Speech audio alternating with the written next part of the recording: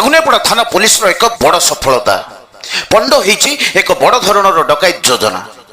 ଗିରଫ ହେଲେ 5 ଅଭିଯୁକ୍ତ ଆଉ ଜବତ ହୋଇଛି 2ଟି ମୋଟର ସାଇକେଲ, କିଛି ଧାରୁଆ ଅସ୍ତ୍ର ଓ ମୋବାଇଲ ଓ 5ଟି ଅଫୁଟା ବୋମା।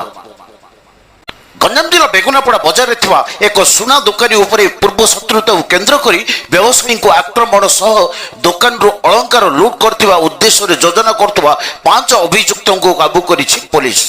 ଆଉ ସେମାନଙ୍କ ଠାରୁ କିଛି ଧାରୁଆ ଅସ୍ତ୍ର, 2ଟି ବାଇକ୍, ମୋବାଇଲ ଓ 5ଟି ଅଫୁଟା ବୋମା ଜବତ କରିଛି। ଆଉ ସେ ଅଭିଯୁକ୍ତ ହେଲେ ବେଗୁନିଆପଡ଼ା ବ୍ରାହ୍ମଣ ସାହିର ବାବୁଲା ଆଚାରୀ 40, ଖଣ୍ଡିଆନଈ ଗ୍ରାମର ଶାନ୍ତନୁପାଳ 22, ବ୍ରହ୍ମପୁର ଗୋଳନ୍ଦର ଥାନା ଅଞ୍ଚଳର ସିଙ୍ଗାବାଡ଼ି ଗ୍ରାମର ଆକାଶ ଗୌଡ଼ 28, ବଡ଼କୁସୁମୀ ଗ୍ରାମର ଲୋକନାଥ ପାତ୍ର 25 ଓ ଖଲିଗୋଡ଼ ଥାନା ଅଧୀନସ୍ଥ ବାଲନ୍ତର ଗ୍ରାମର ଓମ୍ ରଣା। ସୂଚନା ପ୍ରକାରେ ବେଗୁନିଆପଡ଼ା ଥାନା ଏସ୍ଆଇ ରାଜେଶ କୁମାର ଛତ୍ରିଆ ଓ ଷ୍ଟାଫ୍ ରଞ୍ଜିତ ବେହେରା, ସୀମାଞ୍ଚଳ ପାତ୍ର, ତିରୁପତି ଶବର, ରବି ମଲ୍ଲିକ ମିଶି ପେଟ୍ରୋଲିଂ କରୁଥିବା ବେଳେ ଦେଉଳିଆପଡ଼ା ଗେଞ୍ଜରାପଲ୍ଲୀ ସ୍ଥିତ ମା ଆଦିଶକ୍ତି ମନ୍ଦିର ପରିସର ମଧ୍ୟରେ ଏହି 5 ଅଭିଯୁକ୍ତ ବସିଥିବା ଦେଖି ସନ୍ଦେହରେ ସେମାନଙ୍କୁ ପଚରାଉଚରା କରୁଥିବା ବେଳେ ସେମାନଙ୍କଠାରୁ କିଛି ଧାରୁଆ ଅସ୍ତ୍ର, ମୋବାଇଲ ଓ 5ଟି ଅଫୁଟା ବୋମା, 2ଟି ବାଇକ୍ ଜବତ କରି ଥାନାକୁ ଆଣି ପଚରାଉଚରା କରୁଥିବା ବେଳେ ଜାଣିବାକୁ ପାଇଥିଲେ ଯେ ସେମାନେ ବେଗୁନିଆପଡ଼ା ଏକ ସୁନା ଦୋକାନୀକୁ ଆକ୍ରମଣ ସାଙ୍ଗକୁ ଅଳଙ୍କାର ଲୁଟ୍ ନିମନ୍ତେ ଯୋଜନା କରୁଥିଲେ। ଏଣୁ ଆଜି ମଙ୍ଗଳବାର କେସ୍ ନମ୍ବର 422/26ରେ ଏକ ମାମଲା ରୁଜୁ କରି କୋର୍ଟ ଚାଲାଣ କରିଥିବା ନେଇ ଥାନା ଅଧିକାରୀ ଭଗବାନ ପୂଜାରୀ ଓ ପୁରୁଷୋତ୍ତମପୁର ଏସ୍ଡିପିଓ ସୁଜିତ କୁମାର ନାୟକ ଦେଇଛନ୍ତି ସୂଚନା। ଗତକାଲି ସନ୍ଧ୍ୟାବେଳେ ଆମର ବେଗୁନିଆପଡ଼ା ଥାନାର ଆଇସିଙ୍କ ନିର୍ଦ୍ଦେଶ କ୍ରମେ ଆମର ସବ୍ ଇନ୍ସପେକ୍ଟର ରାଜେଶ ଛତ୍ରୀ ଆଉ ଟିମ୍ ବେଗୁନିଆପଡ଼ା ତାର ଆଖପାଖ ଅଞ୍ଚଳରେ ଯେତେବେଳେ ପେଟ୍ରୋଲିଂ କରୁଥିଲେ ସେତେବେଳେ ଆମର ଗେଞ୍ଜରାପଲ୍ଲୀ ଯୋଉ ଅଛି ସେପଟେ ବେଲ୍ଟରେ ଆଦିଶକ୍ତି ମାଙ୍କର ଯୋଉ ଟେମ୍ପଲ ପାଖରେ 5 ଜଣ ପିଲାକୁ ଆପ୍ରେହେଣ୍ଡ କଲେ। ସେମାନେ ଯେତେବେଳେ ଆପ୍ରେହେଣ୍ଡ କଲେ ତାଙ୍କର ଆଇଡେଣ୍ଟିଟି ପଚାରିଲା, ସେଥିରୁ ବେଗୁନିଆପଡ଼ା ଏରିଆର 2 ଜଣ, ଖଲିକୋଟ ଏରିଆର ଗୋଟେ ପିଲାଟା ଏବଂ ବ୍ରହ୍ମପୁର ସାଇଡର 2 ଜଣ ପିଲାକୁ ସେମାନେ ପାଇଲେ। ଆଉ ସେ ଭିତରୁ ଆମର ବେଗୁନିଆପଡ଼ାର ଯିଏ ଥିଲେ ତାଙ୍କ ନାଁ ହେଲା ବାବୁଲା ଆଚାର୍ଯ୍ୟ, ସୁଶାନ୍ତ ପାଳ, ଖଲିକୋଟ ଏରିଆର ଓମ୍ ରଣା, ଆଉ ଯୋଉ ବ୍ରହ୍ମପୁର ଯୋଉ 2 ଜଣ ଥିଲେ ତାଙ୍କର ବଡ କୁସୁମୀ ବଳତରା ଥାନା ଅଣ୍ଡରେ ଯାଉଛି ଆକାଶ ଗୌଡ଼ ଆଉ ଜଣେ ଲୋକନାଥ ପାତ୍ର ବୋଲି।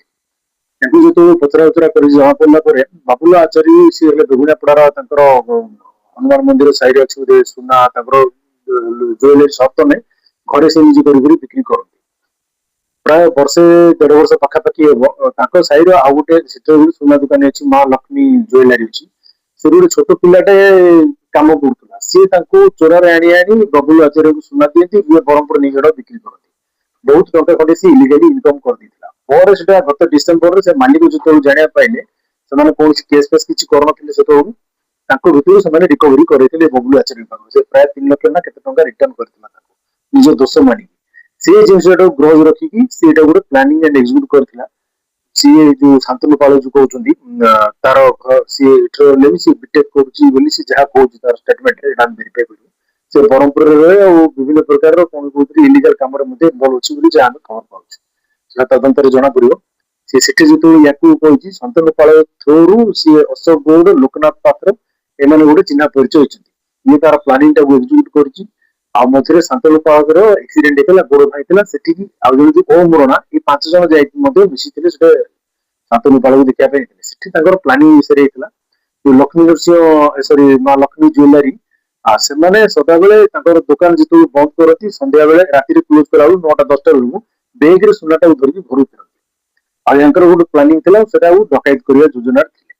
ସେ ବାବଦରେ ଇଏ କୋଉପଟେ ଦେଇ ରାସ୍ତା ଯିବ, କୋଉପଟେ ଦେଇ ଏସ୍କେପିଂ ରୋଡ ଆଗରୁ ବହୁତ ଥର ଆସିକି ସେମାନେ ମଧ୍ୟ ରେକି ବି କରିକି ଯାଇଛନ୍ତି।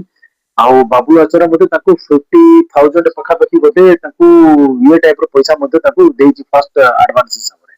ଏକ୍ସିକ୍ୟୁଟ ହେଲା ପରେ ଯାହା ବାକି କରିଥାନ୍ତେ ଆଉ ଏ ବାବଦରେ ସେମାନେ ଭାଗ ବାଣ୍ଟିକି ସୁନାଟାକୁ ନେବାର ଯୋଜନା କରିଥିଲେ।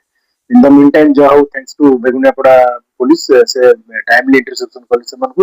ବହୁତ ବଡ ଗୋଟେ ଜିନିଷ ଘଟଣା ଘଟିବା ପୂର୍ବରୁ 5 ଜଣଙ୍କୁ ଆପ୍ରିହେଣ୍ଡ କରିଛନ୍ତି। ଆଉ ତାଙ୍କୁ ଯେତେବେଳେ ସର୍ଚ୍ଚ କରାହେଲା ତାଙ୍କ ପାଖରେ ଛୁରୀ ଫୁରୀ ମଧ୍ୟ ଥିଲା, ଗ୍ଲୋଭ୍ସ ବିଭିନ୍ନ ପ୍ରକାର ହ୍ୟାଣ୍ଡ ଗ୍ଲୋଭ୍ସ ଏଗୁଡା ସବୁ ବି ୟୁଜ କରୁଥିଲେ। 2ଟା ହେଲମେଟ ମଧ୍ୟ ମାନେ କରିଛନ୍ତି, ବାଇକ୍ 2ଟା ସିଜ୍ ହେଇଛି। ଆଉ ତାଙ୍କର ବେକ୍ ସାଇଡରେ ସେ ଯୋଉ ଆଲୋକ ବୋର୍ଡ ସେ ବେକ୍ ସାଇଡରେ ବେକ୍ ଦେଖିଲା ବେଳକୁ ସେଥିରେ ହ୍ୟାଣ୍ଡ ବମ୍ 4ଟା ମିଳିଛି, ସେଟାକୁ ମଧ୍ୟ ଆମେ ସିଜର କରିଛୁ।